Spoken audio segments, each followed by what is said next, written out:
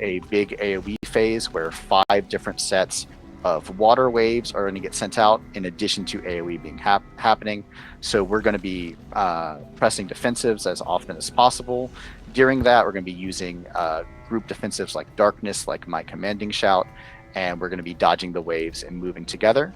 If there's a wave too close, I will call out and we will move through him.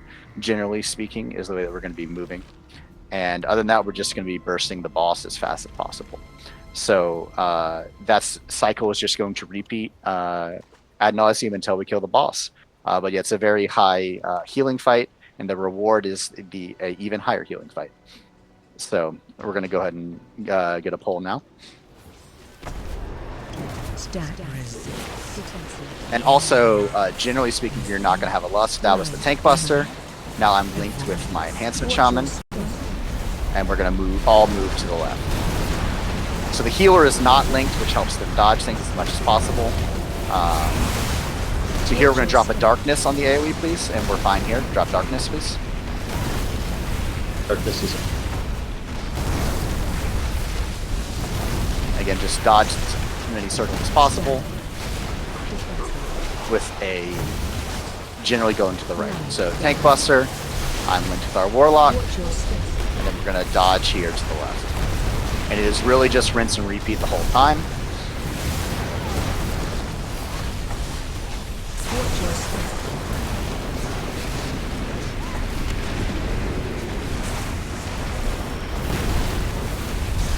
And remember, you can move into the boss to dodge there.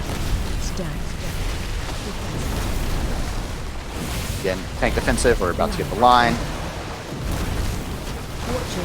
And then once the mudslide happens, we all move to the left. And as a DPS, you're going to have to do this 3 or 4 times. As you can see, even with our DPS, we're on our 3rd one. So the real focus on here is living and not taking any excess damage. There's unavoidable damage. Your healer should have stuff for the first set, so don't really press any personals there. But for like the 2nd and 3rd set, try to have a defensive rolling. Mm-hmm. Yeah, exactly. And obviously, if you're on Discord, you can coordinate with your healer. The healer can be like, okay, I've got this one on healing cooldowns, or vice versa, basically. So here is Bob. Go ahead. Oh, just like with bubbles coming up, it's really good to use something like darkness early though. So I usually encourage, hey, use darkness on the first one upstairs, so that you have it back for bubbles. Anyway. Yes. Bubbles is going to be done in kind of a similar way. It's a mini boss. You can skip it through a convoluted demon hunter with meld, basically a night elf with meld. I'm not a night elf. We cannot skip it. It's going to be 3 things. We're going to stack. We're going to move in a triangle. Because the bubbles from the first triangle, from the first part of the triangle, will be gone by the time that we get to the 2nd one. You can skip a warlock if you would like. We can try that for fun. Or we sure. Can just do let's. I want to show them bubbles, so let's. Yeah, no, we can do it through one. Yeah. I like to show bubbles. This is again a very high healing check. So we're gonna be right here, and you can just ping that and then throw that back, and then we're gonna be stacking for the bubbles. Watch your step. You can see they're all nice and stacked. Dodge the frontal.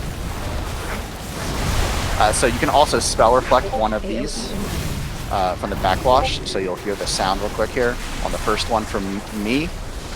It's more useful as a DPS warrior. As a tank, you're not generally a problem during AoE phase. We're going to move again. Bait out the frontal, and then we'll be fine. We're only get 2 of these phases. If I can again spell reflect the first charge of this, help out our healer a little bit. Can you show the gate real quick, Norcon, for that skipping? Just like show us what the gate looks like. Yeah, so the guys are all right here, and they start. The bubbles like RP starts when you walk about where I'm standing now, like on this line. So if you just pre-place a gate down here, and then everybody takes this, and then you have like a in-cap roar or whatever the movement ability from Druid. Just while that RP is happening, it takes about like 3 seconds. It's kind of like that one skip on Theater of Pain, where he takes this and then runs through, then you can skip that RP. That's super useful for higher keys where bubbles becomes a serious problem. There's this cast he does that's really good to look out for. It's called Splish Splash, and that's like when you want to like do a lot of your movement, because that's when.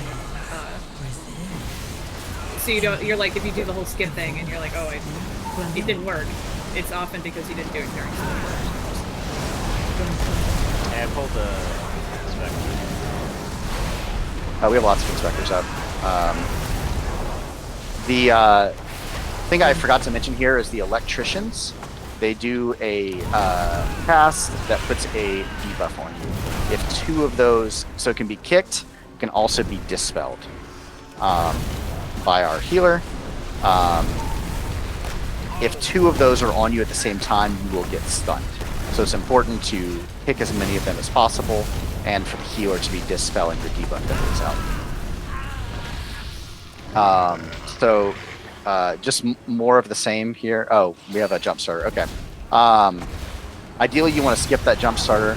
I'm gonna pull these 2 with it. So the jump starter, good thing is a mob we're gonna have to deal with coming up here. And as I said, it's fine if you pull extra. It's like you just have to adapt as it happens.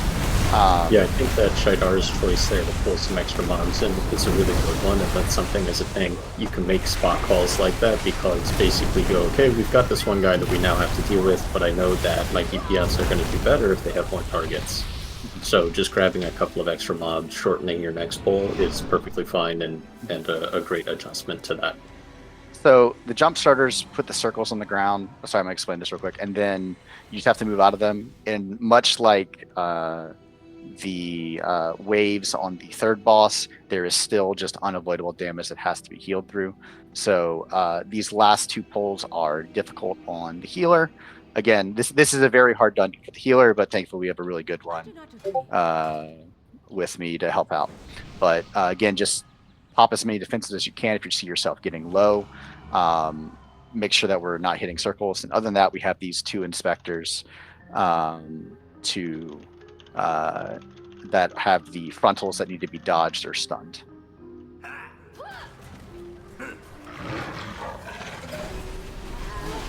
So I'm silencing them to help pull them in, and then we have this 1 jump starter to deal with. And 2 casters and people need to be stunned.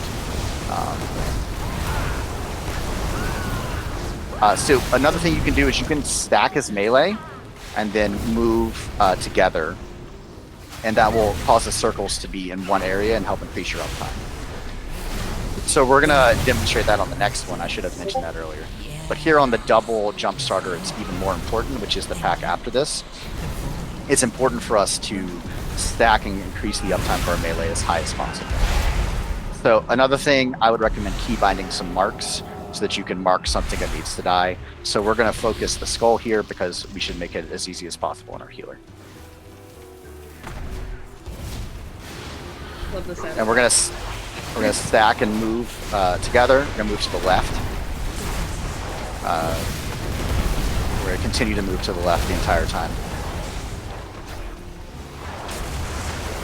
And I'm gonna actually press my defensives instead of fat fingering them. And it's fine, as you can see, like the circles aren't perfect, but we're seeing open spots for the circle to let our melee have as much uptime as possible. So with that, the final boss, again, it's just a repeat. And this is a very high healing encounter. Again, Flutie is very good, so that is part of why it's going so cleanly. So here there are really just only 3 parts of this phase. He has a tank buster, press a tank defensive for that. He also puts a series of lines on the ground that do that one-shot you just dodge them. During that time, he's also doing AoE damage to the group. There will be rocks that fall from the ground and also water puddles that fall from the ground. And the idea is that we need to electrocute those water puddles with sparks that are going to be following us. Everyone's going to get one, and we need to send those sparks into the water. You also don't want to move over the electrified water, as that is bad. In addition, he's going to target 2 people who are not the tank with a circle. It does damage to them and applies a dot that has to be healed through. And you want to make sure you're not hitting any water with that circle, because that will electrify the water and prevent that water from being used in the spark phase. But other than that, it's just a rinse and repeat, and we have Bloodlust, so this guy should die quite quickly. You can go ahead and pull him now and hopefully demonstrate. You dare question me? Oh, the Tank Buster does a knockback, so you can position yourself for the knockback so that it sends you into this console, as I'm doing now, and you won't get knocked. You won't go anywhere. Which will again increase melee uptime as well as prevent you from getting knocked off. So there's the water sparks that are happening now. So here's the Thunder Punch, that's the defensive, it knocks me into the wall, I don't go anywhere. There's the 2 circles that are going out. And next we're going to have the sparks. And Devian will tell me a very helpful height spark to water. Generally you want to give the tank the close one. You can see my spark is coming to me, and now that I have been kited to the water, I will again position myself with my back to the console, so that I don't have to worry about getting knocked off. You can absolutely get knocked off and die. He will reposition himself here for the AoE, as you just saw. So it's not as important to do that. You just want to make sure you're not getting knocked off by his Thunder Punch. And again, as the tank, you don't want to be defensive there. You want to be defensing the Tank Busters. The AoE is not going to hurt you very much. So Tank Buster about to come out. I'm going to press Shield Wall to defensive it. And in theory, take as little damage as possible. Again, rinse and repeat.